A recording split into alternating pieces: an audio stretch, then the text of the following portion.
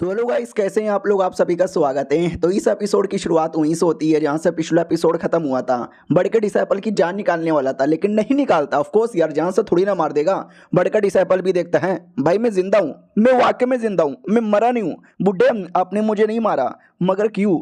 तो वो भी कहता, साले मैं तुझे ऐसे कैसे मार दूं। तेरा जो बुढ़ा मास्टर है ना, मेरा बहुत ही अच्छा दोस्त है। अब ये सुनते ही सब लोग चौंक जाते। व्हाट, यानी वो बुढ़ा और ये बुढ़ा दोनों 9वें रैंक के बुढ़े, दोनों के बीच में इतनी गहरी दोस्ती, मानना ही पड़ेगा यार। फिर तो ये दोनों बुढ़े मिलकर दुनिया में अलग ही बवाल मचाएंगे।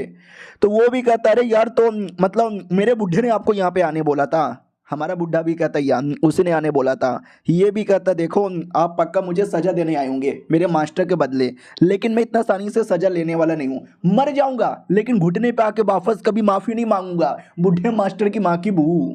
तो ये बुढ़ा भी कहता, मगर क्यों। बुढ़े ने ऐसा क्या तेरा बिगाड़ा है, तू उसको इतना हेट क्यों करता है। ये भी कहता, हेट ना ना, डिसाइपल बच्चे की तरह होते हैं, मास्टर बाप की तरह होता है। एक बच्चा अपने बाप को कैसे हेट कर सकता है।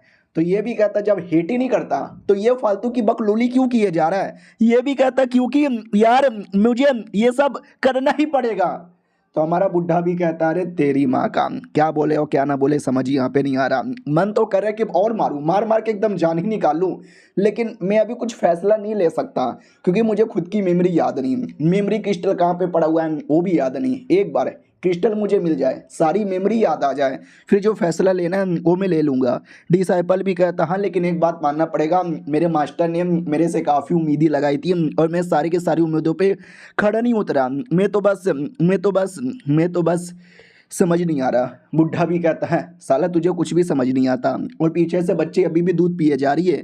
ये भी कहता, सुनो मुझे बस थोड़ी सी बातचीत करनी है। उतने में बच्ची कह देती है, भैया कभी हार मत मानना। ये भी कहता, क्या बोला तुमने, कभी हार नहीं मानना। हाँ, ऐसे कैसे मैं हार मानने के बारे में सोच सकता हूँ, मैं कभी नहीं हार मानूंगा। और सुनो, कोई भी इस बच्ची का कुछ भी बिगाड़ेगा तो मैं उसकी जान निकाल लूंगा। ये सुनते बाकी लोग और चौंक जाते कि वाह क्या बक रहे हो। फिर बुढ़ा और बड़का डिसाइपल साइड में आते। बुढ़ा अकेले आता है लेकिन बड़का उसके पीछे पीछे आता है। तो बुढ़े की फट जाती है, उसको ऐसा लगता है ये मेरे पीछे पीछे क्यों आ रहा है, कि ऐसा तो नहीं मैं एक्सपोज हो गया। मगर कैसे यार, मैंने तो इतनी बढ़िया एक्टिंग की, मैंने अपना रूप भी बदल लिया, मैंने आवाज भी बदल लिया, अरे मैंने गोटे का साइज भी बदल लिया था, फिर भी मेरे को कैसे पहचान लिया।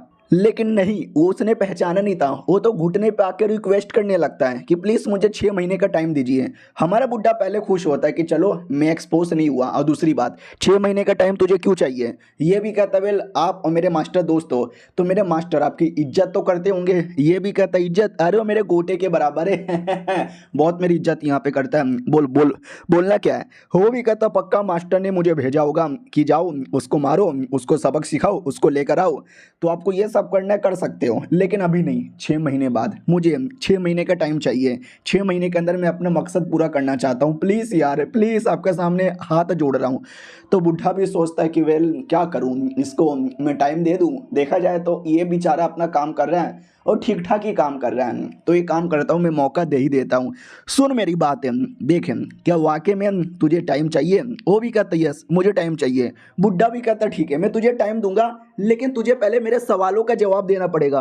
वो भी कहता, पूछिए कौन सा सवाल। बुड्ढा भी कहता, बता तेरे मास्टर का मेमोरी क्रिस्टल किधर है। ये भी कहता, रोंगशा एरिया में लुओ लैन नाम का जो एरिया है वहां पर। बुड्ढा भी कहता, यार इतना तो मुझे भी मालूम है, वो जो मेन स्पेसिफिक एरिया कौन सा है। वो भी कहता, ना ना वो मुझे नहीं मालूम।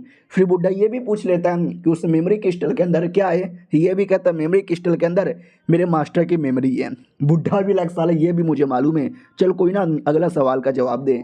ये जो तेरा मास्टर है तू उसको इतना हेट क्यों करता है, या फिर जो भी तेरी ये बकलोली है ये बकलोली क्यों करता है। चुपचाप बाकी की तरह हार मानकर उनका डिसाइपल क्यों नहीं बन जाता। ये भी कहता, वेल क्योंकि मेरी मजबूरी है, मैंने आपको बोला था ना मैं हेट नहीं करता, बस ये मेरी मजबूरी है। तो बुड्ढा भी कहता, लेकिन क्यों, बचपन में तूने इतना जो प्रॉब्लम झेला था, तेरे साथ बाकी बच्चों के मुकाबले काफ़ी बुरी बुरी चीज़ें हुए थे, उसके चक्कर में कहीं ऐसा तो नहीं तुम्हारा मास्टर तुम्हारा और तुम्हारे सेकंड डिसाइपल का फ़ायदा उठाकर अपना लेवल अप करना चाहता है। अब ये सुनते हुए एकदम चौंक जाता है और कहता है, ओ माय गॉड यार, इनकी बातें तो काफ़ी ज़्यादा एक्यूरेट लग रही है। हाँ कुछ ऐसा ही और ये चैप्टर यहीं पे ख़त्म हो जाता है। डायरेक्ट उसने नहीं बोला, उसने बोला कुछ ऐसा ही, यानी ऐसी क्या राज की बातें हैं, और राइटर साला बताने का नाम ले ही नहीं रहा। देखते हैं जब बताएगा तब हम भी देखेंगे, मज़ा आएगा। मिलते हैं किसी और वीडियो में, जब तक के लिए बाय बाय।